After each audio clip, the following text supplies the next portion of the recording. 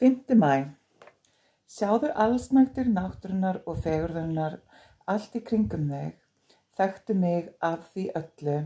Hve oft yfir daginn tekur þú eftir dásemdum umhverfis þig og þakka fyrir þær.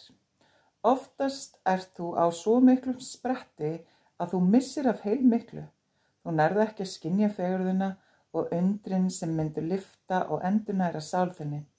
Þú þarft að opna augun, vera næmur og meðvitaður.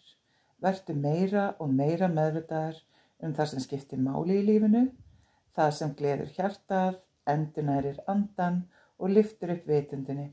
Því meiri fegurð sem þú drekkur í þig, því meiri fegurð getur þú speglað út á við.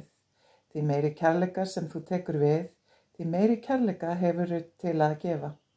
Heimurinn hefur þörf fyrir meira og meiri kærleika, fegurð, jafnvægi og skilning.